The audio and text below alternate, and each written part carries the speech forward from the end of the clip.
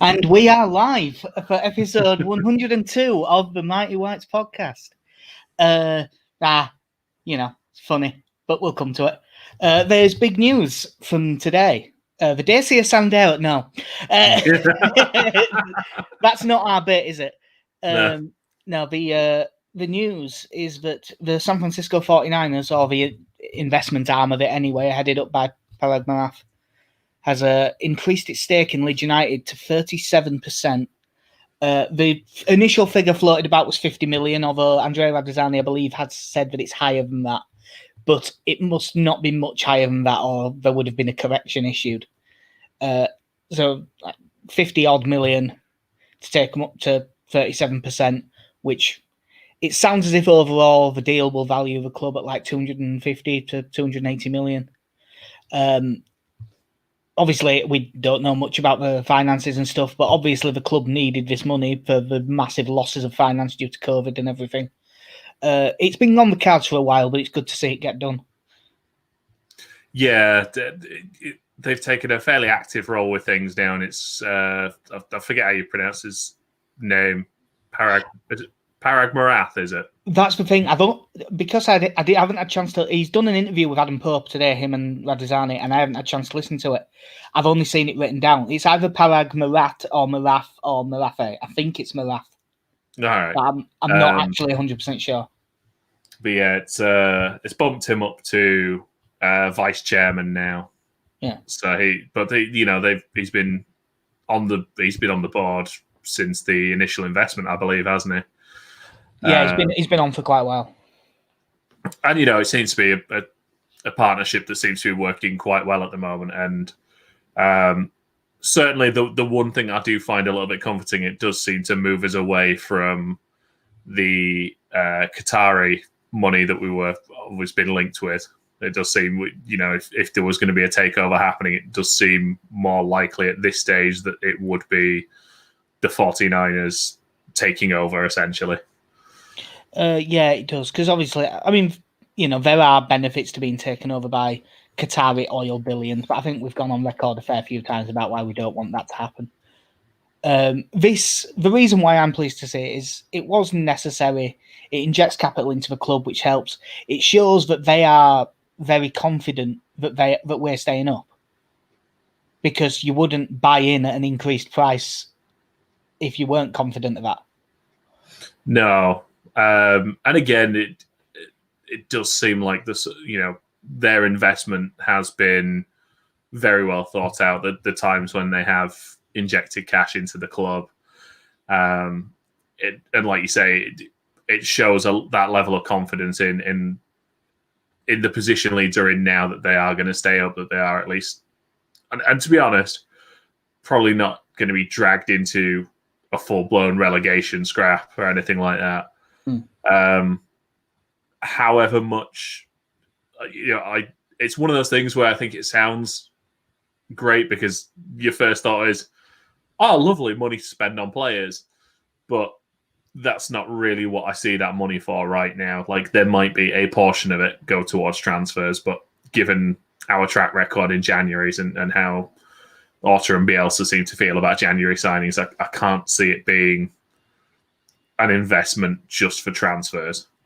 Yeah, it sounds, from the way that they were talking and the bits I've seen, it doesn't look as if it's going to be spent on a load of players, as much as it did lead to just 500 pictures of Rodrigo de Paul.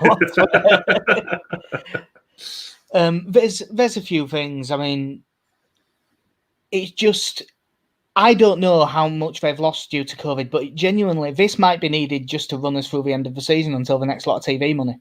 Because, what was this TV money? 130 million, and we spent 100 odd in the summer.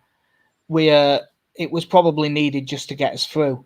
But I'm pleased that it is the 49ers coming in, because it does appear they have been good minority stakeholders since they came in.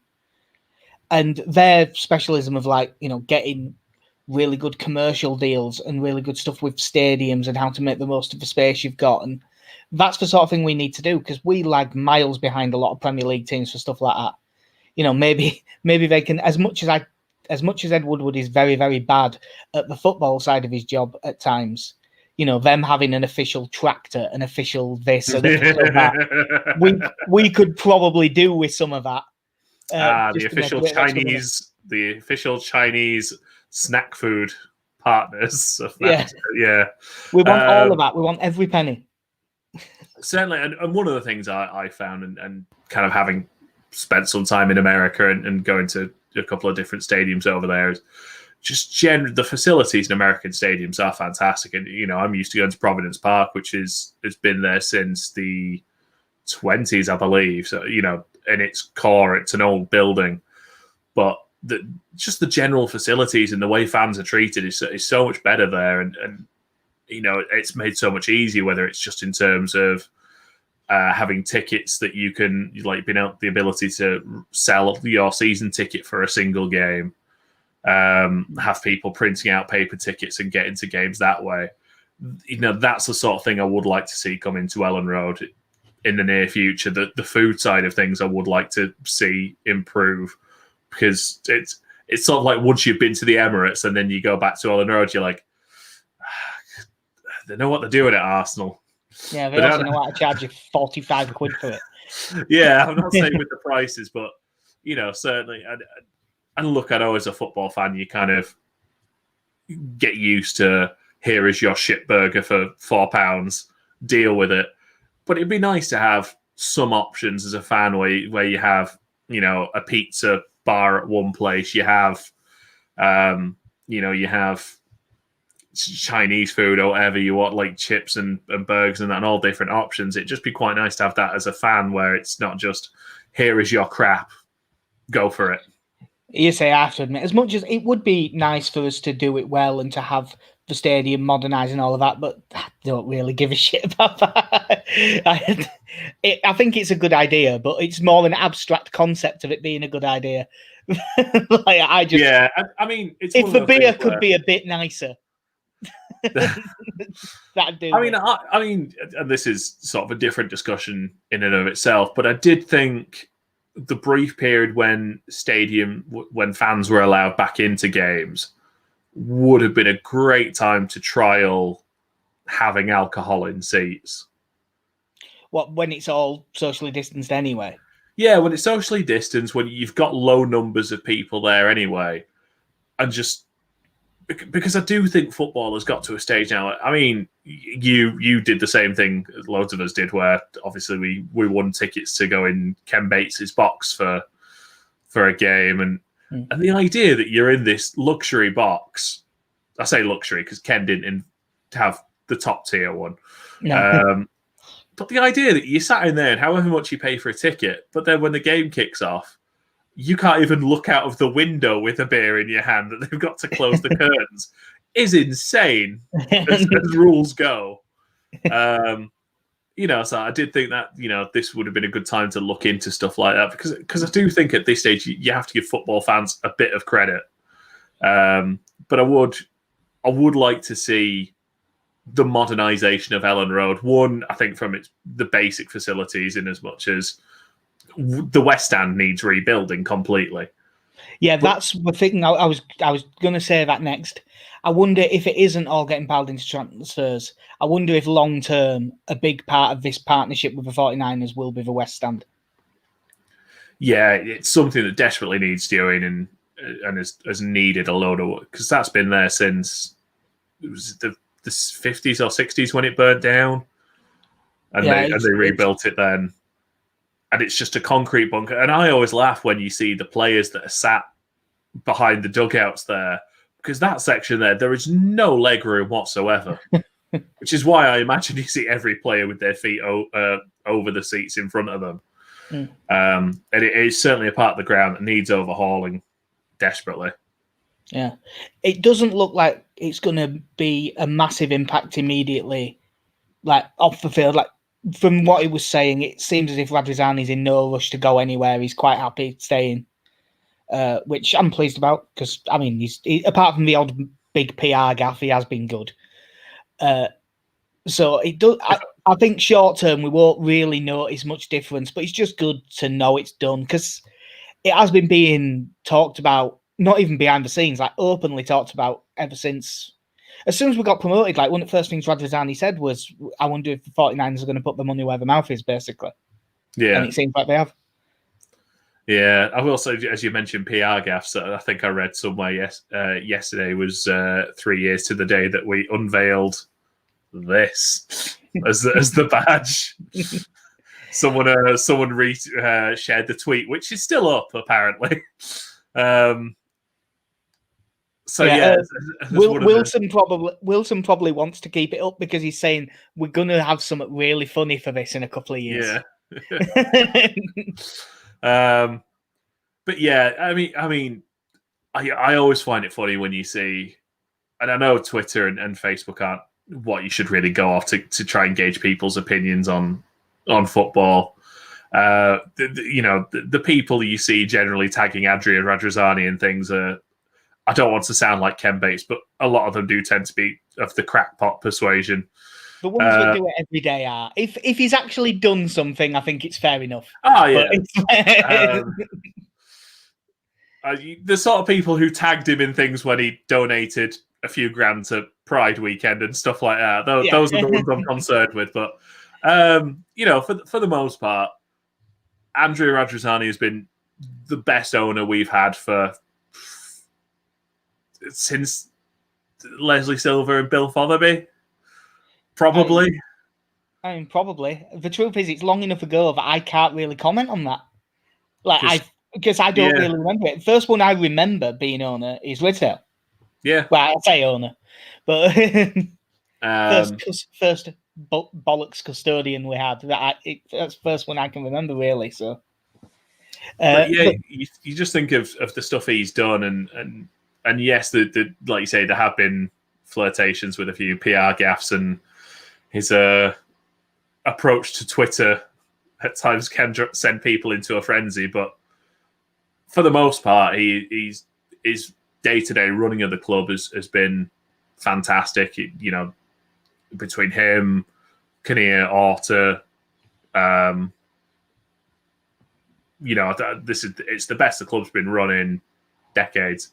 Yeah, I suppose another thing that some of it might well go on because it'll need doing before we get the next lot of TV money is, I'm assuming that if it was £300,000 to get a new top layer for the pitch off Spurs, I'm assuming that the full relay with all the drainage and everything is going to be a couple of million, probably.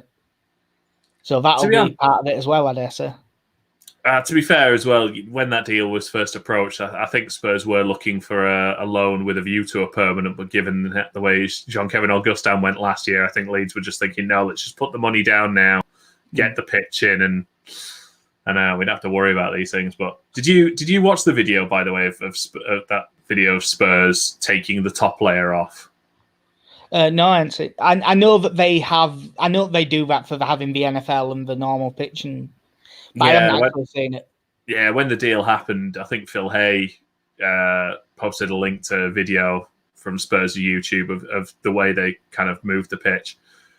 And when you're just looking at a bit of grass, and then it's like the launch of Thunderbird 1, where there's just chunks of the pitch are just disappearing to I don't entirely know where. Seemingly we're just going to move this out of the way, and then there's just an NFL pitch there. It's something that I just completely forgot about. The idea that they have the ability to sell a pitch is it's very 2021 football. Yeah, Stephen Horseman messaging, the Gaviscon badge. Yeah, I tell you what, Gaviscon have had great use out of that badge. Yeah. Oh God, it was when Zamalek were taking the piss, and I was like, "How the fuck have we ended up in this situation?" No, it was. It's good to have it all done. I'm sure over the next couple of days, we'll hear more about it and maybe a few more specifics, but nothing's particularly going to come out. Today, Leeds under 23s were meant to play Wolves, but it got called off for a frozen pitch. So, which I was looking forward to the game just because I always like watching the 23s, but it'd also give us a few clues for the game tomorrow. I guess that, to be honest, you know what? We won't go into the game yet because there was going to be something come up. I try and not particularly go into stuff about other clubs on this podcast if I can help it. But Fragile Frank has been sacked. Yeah. Well, I just want to say that it was quite a good time to go on Stand Your Ground yesterday and talk about how Frank Lampard just is objectively not a very good manager to do it the day before he gets sacked. But are you glad to see him gone? I'm gonna do this in two parts. I'm gonna take my Leeds United hat off for a second and say, from a purely coaching football perspective, the idea of you finishing fourth, which for them was a successful season last season, and thinking for the next year we are going to try and bed in 6 new players to that squad instead of picking 3 key positions and going, let's improve them, keep the core of that squad as it is.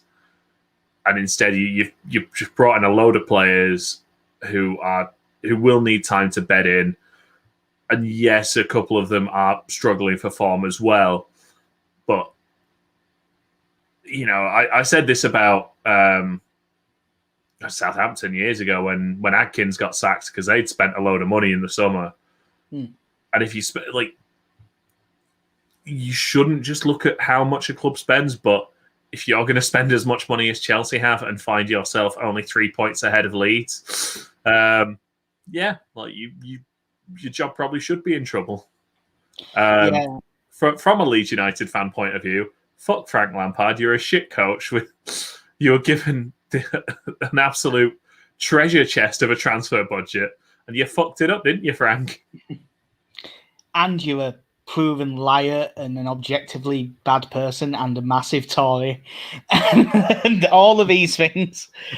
No, it was always going to happen. By the sounds of it, it isn't just did you see like the statement saying has left us in mid-table with no real hope of improving? I know. It was a bit, you know, I don't think it's harsh, but I was surprised at it. But it sounds like he fell out with Marina Granovskaya. Yeah. Obviously, she is, other than Abramovich, she's top dog. So you can't really do that. They apparently offered Ralph Rangnick the job last week and then thought, oh no, he don't want it, so we'll keep Lampard. They tried to get Nagelsmann, but he won't go in the middle of the season, so they've got Tuchel. I don't think they've actually announced Tuchel yet, but he has got the job. Yeah, I mean, it's one of the things in football I do absolutely hate seeing is when a club has someone lined up straight away. And I'm not an idiot. I know why it happens, but if you've got so little faith in your manager, why keep him around for any more games? Like, I know it was an FA Cup. Just get rid of him, because I just think it looks ridiculous to then essentially, you know, and it was the same with West Brom earlier. Like, this idea, because how ridiculous it looked for West Brom when, look at Bilic, he's not going to keep us. Oh shit, he's just got a really hard fought draw against Man City. Yeah, a really good result. Yeah. Fuck it, we'll sack him anyway. Like, it just looks ridiculous. Yeah, it is. I mean, and surely it would have been better to get them in for the Luton game. In theory, a new manager has an easy game to bed themselves in. Yeah. Because the other thing was apparently Lampard shook hands with all the players and thanked them for their efforts after the Leicester game. So after the Leicester game, he knew he was done. Jason Middleton there saying he's ruined those new signings.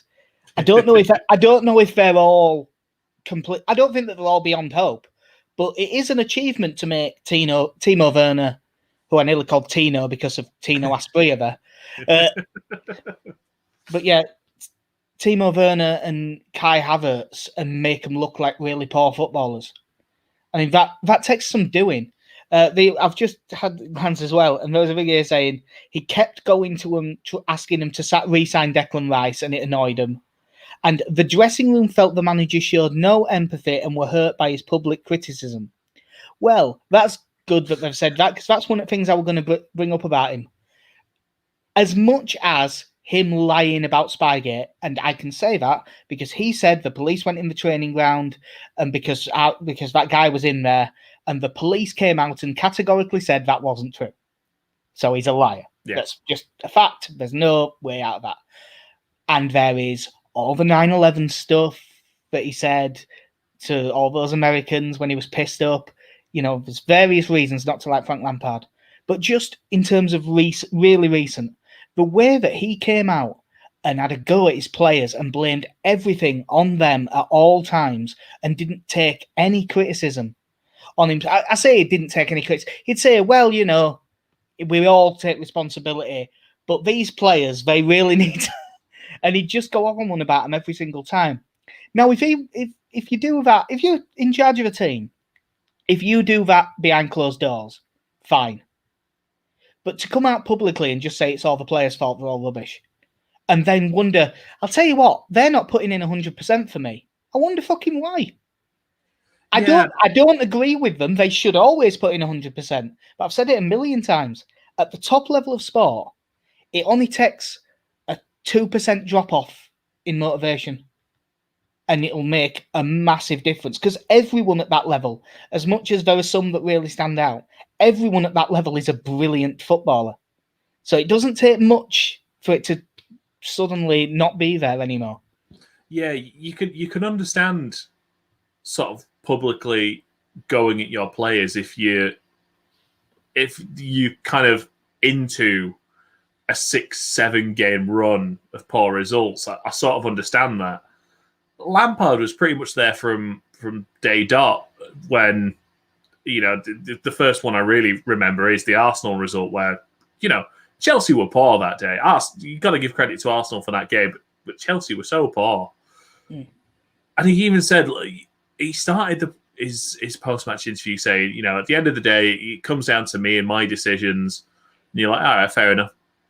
And then it was just, these players have got to take a long, hard look at themselves for the way they performed. I'm like, just, that's what you say in the dressing room. Like, and we all understand that. Like, I understand Marcelo Bielsa probably, well, I'm not sure sometimes, because a lot of the time he just says, it is my fault.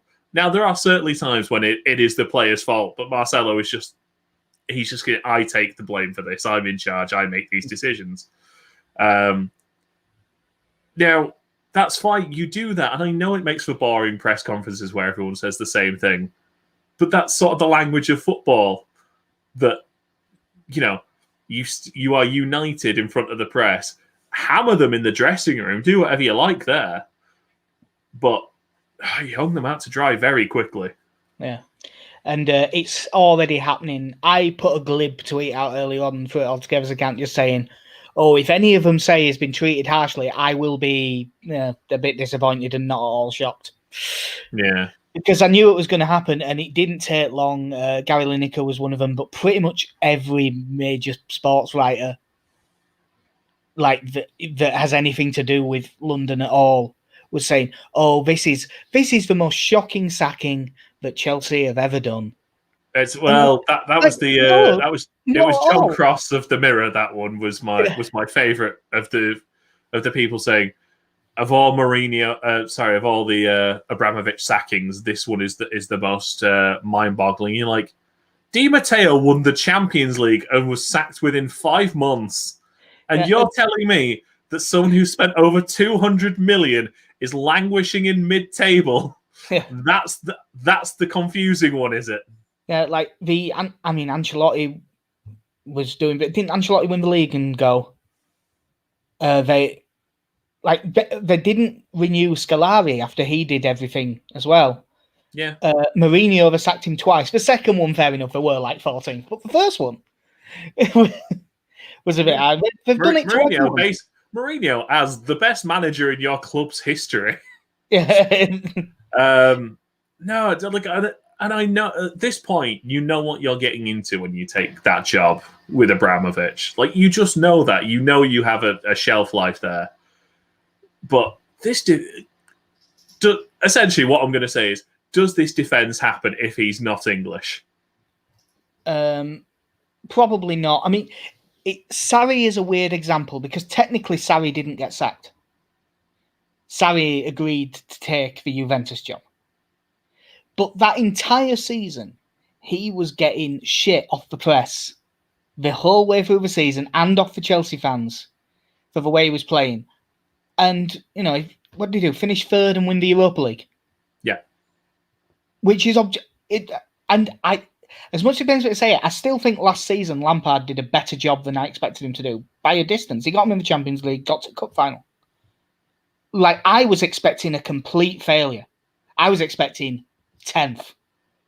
Because I don't think he's a good manager. He took Derby from 6th to 6th by adding 3 players, but then walked into Premier League teams the next season.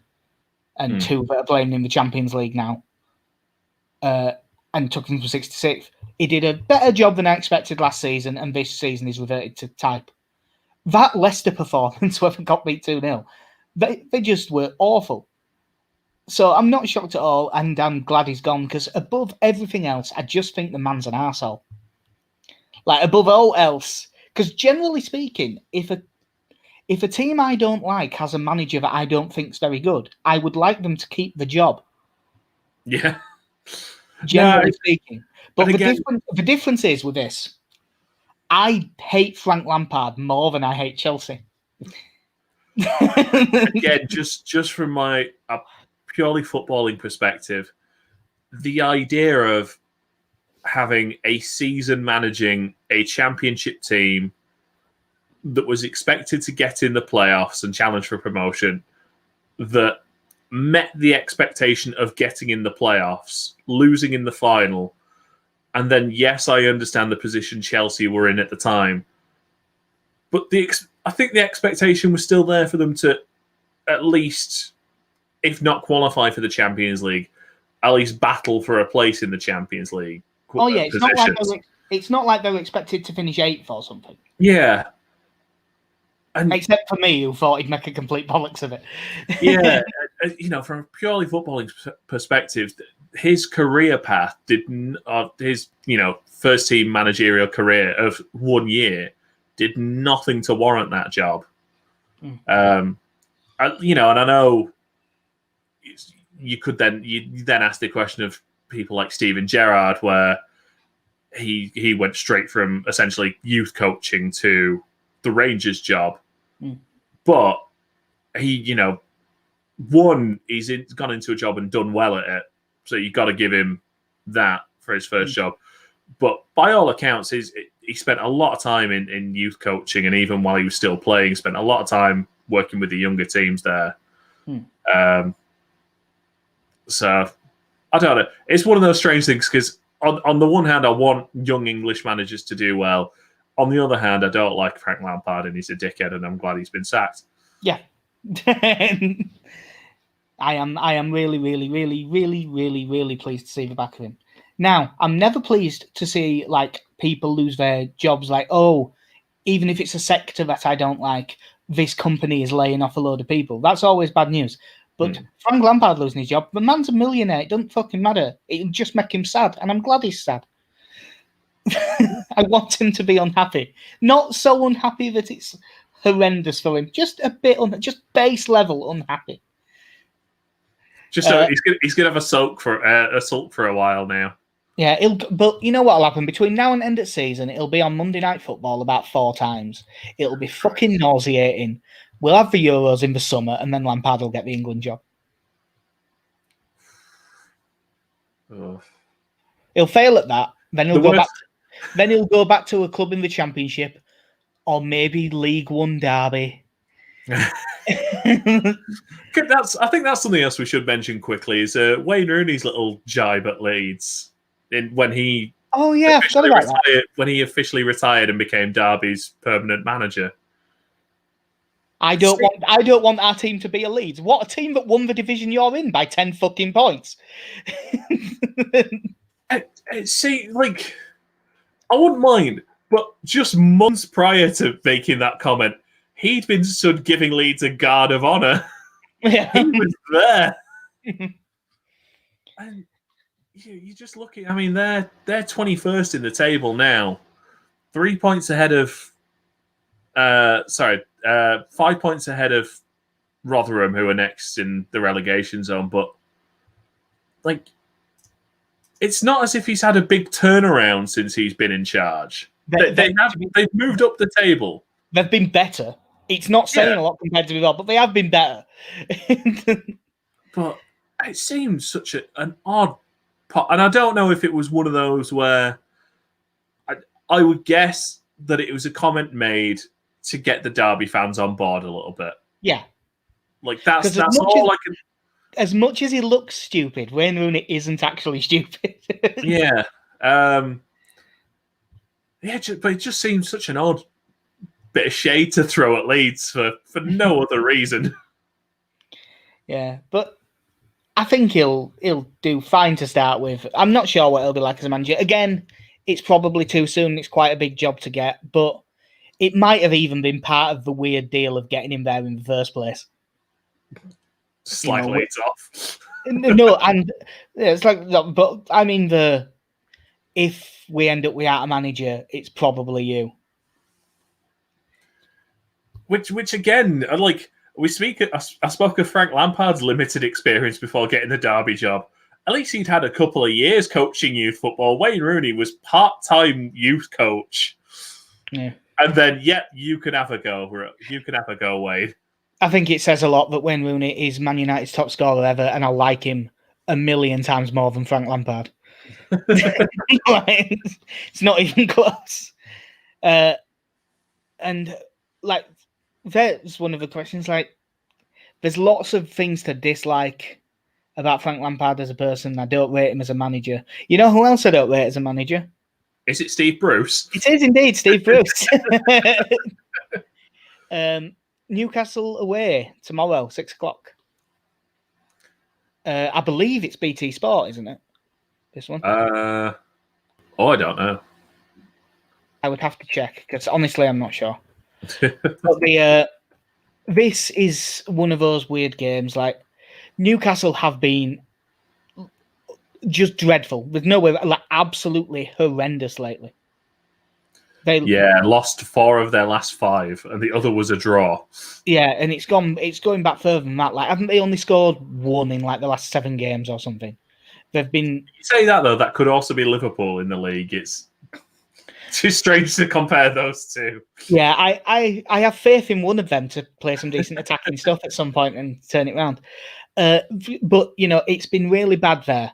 But fear not, Newcastle fans, because Steve Bruce says that he's going to do it his way now. What was he doing before? What was he doing before when he was... Whose way was it? Yeah, when he was sitting back playing defensive and playing 5-4-1. That apparently wasn't his way. That was Rafa Benitez's fault, apparently. Now, Rafa Benitez left, the beginning of... Steve Bruce took over the beginning of last season? Yeah. Like the summer before?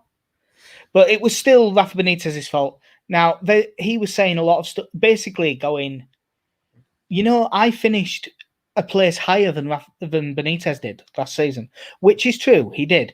But the difference is, Rafa Benitez looked as if there was some sort of plan and was always out in the press going, I want to play better than this. I need Mike Ashley to give me some money to sign this guy and this guy and this guy.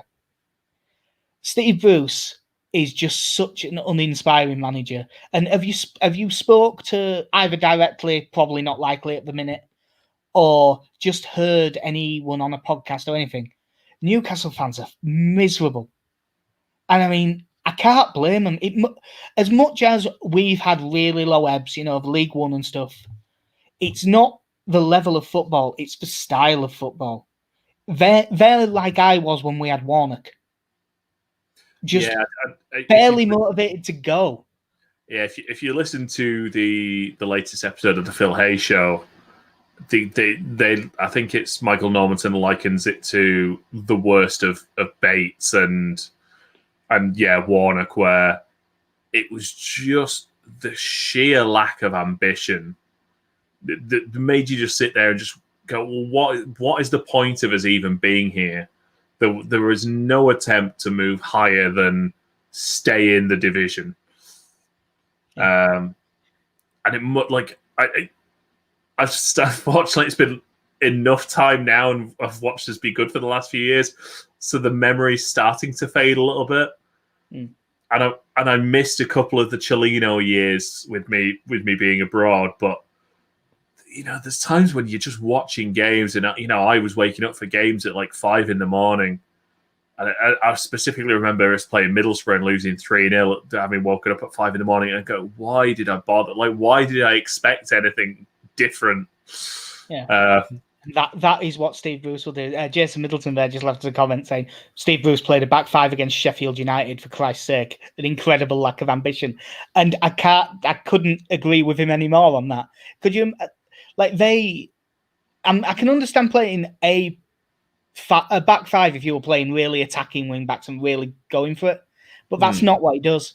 But he has said in a press conference that when he was asked about his way, and he did say that it is pragmatic, but he said engaging higher up the pitch and stuff, like 20 to 30 yards higher up the pitch, which in theory would actually help us playing against them.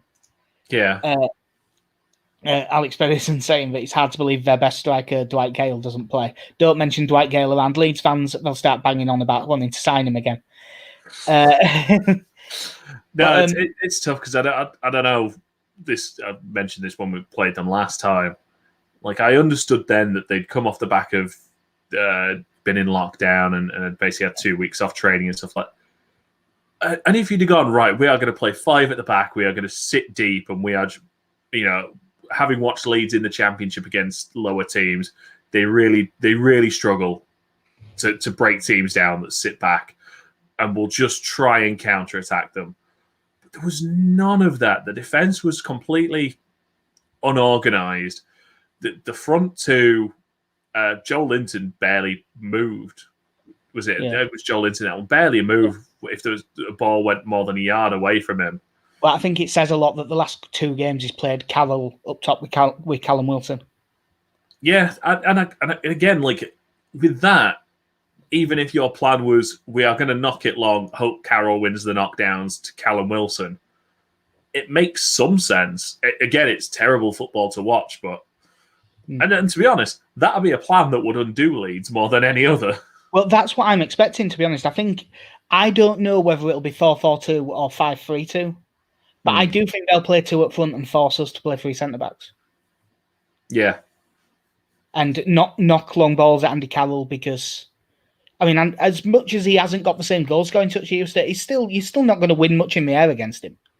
No, and when you watch him, the one thing, if nothing else, the defenders must walk away from games with him where they feel like they must have just done, 9 rounds with Tyson, because he just launches himself into these aerial challenges. And I think it was last season at the back end when Man City played Newcastle, and Aymeric Laporte just came off the field with about 10 minutes left, just shaking his head.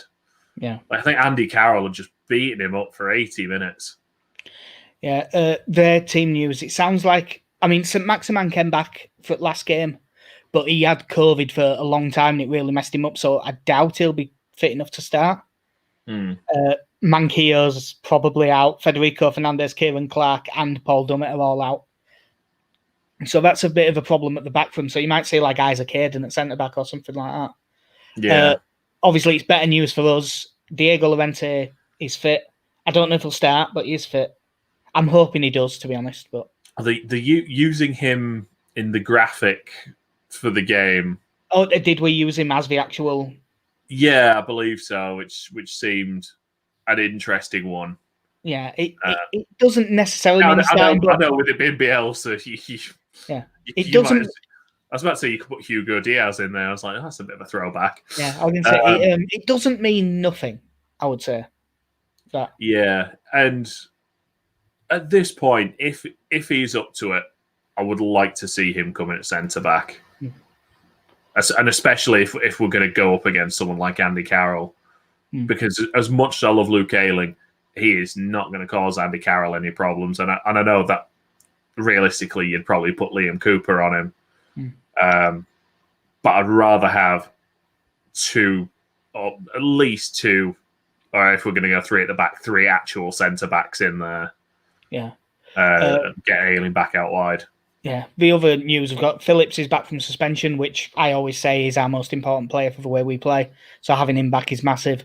And praise every single deity that anyone could ever come up with. Mellier's back. Yes. Seeing him back in training, I think we all breathe a collectively large sigh of relief. Honestly, there was a tornado warning in Leeds just from everyone going, oh. Thank God. Yeah, great news to have Meslier back. It's at this point, it's not far off full strength. There's only really Robin Koch on the injury list now. For this season, obviously, you've still got Forshaw and Berardi there who are, for what it's worth, Bielsa did say today Berardi's not a million miles off being back training. And as always, he said Forshaw isn't too far away. But with Forshaw, unfortunately, it's just a running joke now. I just don't believe it. And I think there'll just one day be an announcement that he's now our under-18s manager and that's his career done or something like that. Like, I hope it's not true, but I wouldn't be shocked. I know. Last season, I know he talks about doing his coaching badges while he's in the last year or so. Yeah, he spoke about that on the first season of the Take Us Home documentary. Yeah, that was it. I was saying, ever since he said, I never really thought about it until Bielsa came in, and now all of a sudden I know that I really want to do this. Yeah. So Forshaw is. I'd love to see. I'd love him and him to get like the Paddy Kisnorbo. At least get to kick a ball this season. A giant bandage around his hip. I don't think it's even his hip anymore. But no, we're pretty much there with a full strength squad if Llorente is fit enough to play. It'd be great to see him in, and hopefully with Calvin there, it kind of allows Click to tick a little bit better, and in turn, I don't know if it is that lack of Calvin. I know Click's been off the ball for a few weeks now, but especially the Brighton game when with Calvin out, if that kind of makes Click think he's got to do a little bit more of the defensive side of it, which then sees him drop a little bit, which puts a bit of a gap between him and Rodrigo. I could be completely making this up, but hopefully having Calvin back will kind of get the rest of the midfield ticking. I think it helps literally every other position on the pitch having Phillips there. Yeah. I think it makes that much difference. I just checked, and I think Newcastle's last 10 in all competitions, no wins. They've drawn 3, and they've only scored 4 goals. So 1-0 Newcastle, Andy Carroll, 89th minute. I mean, I will say, and I think I said to you before, such a Newcastle thing. Who were the one team that lost to Derby in their ill-fated Premier League season? Newcastle. Who's the one team that lost to Sheffield United so far this season? It's Newcastle. It's just I don't know how they've gone in my footballing lifetime since about 1996, from title challenges to mainstays in the Champions League to briefly a yo-yo club between the Championship and the Premier League to, oh my God, please just stay in the Premier League. That's all we want. Yeah. And, well, that's the thing. That's what they are on the pitch and in the boardroom, but that's not what the fans are. And that's why it's such... Like, I do have sympathy with Newcastle fans. Because they shouldn't be this bad with the setup they have and everything. Like, their training ground, they are now finally doing some work with it, but it was like a ramshackle piece of shit. Yeah. There was no need for it to be. That should have always been fixed. I mean, I don't know if it was the same one, but I assume when I watched the original Goal film and Santiago Muniz was training there, it looked okay then, but that was, 2006. Yeah. I believe Mike Ashley is still trying to bring him in because he's cheap. No, it's... I'm trying to remember which comedian it is now. I think it was Neil Delamere saying it's a really ironic nicknaming a club the Magpies for someone who hasn't seen any silver for such a long time. Yeah. So like again, at least when they had Shearer there, they were vaguely competing for things, and they did play in cup finals. And God, what they must be! They'd kill for. Yes, let's finish 6th. Yeah. Like now, that must I know we would too, but we've been away and come back and shown some ambition in the league and played with some. It's not even just guessing. Every single lots of Newcastle fans on Twitter and stuff have been posed this question, and every single one of them basically wishes that they had Bielsa. Yeah. I've even seen some of them go, right, you play like Leeds, but you get relegated, or you keep playing like this and you finish 17th. And I've seen several of them go, fuck it, we'll go down. I just want to watch something interesting. And I suppose once you've been there with a couple of relegations within a few seasons, and I'm not talking like us with relegation down 2 divisions, but when you've yo-yoed a couple of times, you must lose that fear of relegation a little bit. Like, obviously, it's always going to hurt.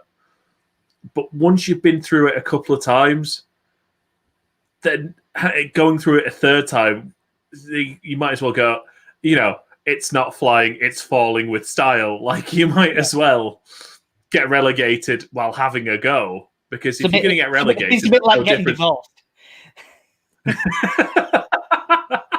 It happens once you're on your 3rd one, you don't really give a shit anymore. You might as well. Like, if you're getting relegated, there's no difference between losing 6-2 and losing 3-0. Like, at least you had something to celebrate in the 6-2. Yeah. Do you think we'll have anything to celebrate tomorrow? I really think so. Like that, we were our own worst enemy in that game. That was when we played them at Ellen Road. It was very much the set pieces. Sorry, which late 90s, early 2000s film are we watching right now? All of them. All of them. They offered so little on the ball. I think it was. Is it Matt Ryan was the one player who did anything on the ball? I'm guessing that you mean Matt Ritchie. Matt Ryan's Brighton's second choice keeper, who's just gone on loan to Arsenal. Second choice keeper. Ryan Fraser. Ryan Fraser. Sorry, I got the Ryan part. He was the only one who posed any level of threat, and he wasn't up to much. I think he got subbed after about 50, 60 minutes last time. There's no one in their team I'm particularly scared of in terms of ability. There's Andy Carroll's physical presence, where I'm genuinely worried for the physical well-being of a couple of our defenders. If he gets a chance, Callum Wilson is a really good striker. Yeah. But again, I'm not as concerned about him at the moment, just because I don't see him getting the service. And I don't see any signs of this being a different Newcastle to the one we played a couple of months back. I would argue there are plenty of signs that this is different to the one that played us, but only that they're worse. That game, we were basically at the start of this terrible run, and they appear to be worse now. Which is why, it's why I'm so scared about this game. This is one of the few games where I've said before, if we lose games this season, for me, I'm still in that pressure off. It's quite, I'm annoyed, but it's fine because of where we are in the table at the moment, and because there's no real pressure on us right now to have to win games. But if we'd lost this, I will be very disappointed. Oh, it definitely be. This is one where to be honest, I'd be fuming if we lost this. So I'm going 1-0 Newcastle. Jack's reverted to type from last season. Yeah, I'm gonna be very positive. I'm gonna say a 3-0 win for us. Whichever way I think we set up, And I would at this point like to see us go back to Alien and Dallas as our fullbacks. Yeah, I'm really, really hoping we do that. That's why I'm wanting Llorente to start. Yeah. Llorente. I keep saying Llorente, and I know that's not right, but I just keep doing it.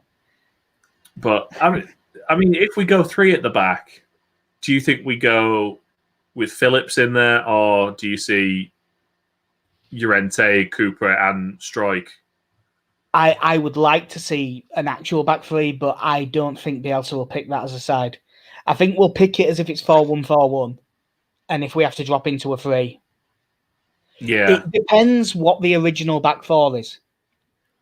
Because if the original back 4 is Ayling, say it's Ayling, Llorente, Cooper, Dallas, he might well move Ayling inside. It depends who else plays, I suppose. Yeah. Like it depends. Look how many look at the permutations we have now that one central defender is coming back. Yeah, I do think that he'll pick it as if it's 4-1-4-1, and if we have to drop into a back 3, whoever makes the most sense will drop in. A lot might depend on if they get an inclination before the game. If it's Carroll and Wilson, it's 2 up front. If it's Joe Linton and Wilson, Joe Linton will play off the front and like almost mark Phillips. And then we'll be actually just play 4-1-4-1 anyway. So if Leeds here, and I know stuff like that always gets out, if it sounds like Joe Linton's going to play and it's not actually going to be 2 up front, then it'll definitely be Phillips. But I would like to see Llorente and Cooper together for certain. Yeah. It'd be nice to get to something approximating a proper back 4 again. And as much as we all like Alioski, his form has been hit and miss at times. Yeah, Alioski, I love Alioski to bits. I don't think that he's a Premier League player. I think he can be in your squad, but I don't think he should be playing much. Yeah. And he's also not really a left back. Yeah, I'm happy to have him on the bench and have him come in to cover for 1 or 2 games, but him at left back has been going on for a while now. Yeah.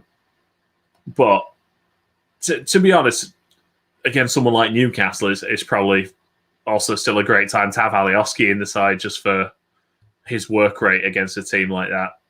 Oh, he will work his ass off. And as I say, I don't dislike him, and I think he can be in the squad. I just don't think he should be starting as much as he is. But I said that about Liam Cooper and being in a championship winning side and was completely and utterly wrong. So, now I'm delighted that he's back for us in Premier League. So, yeah, I think unless we've got out to add, that'll do us. I think that's everything. Just to make myself happy again, I'm just going to say Frank Lampard got sacked.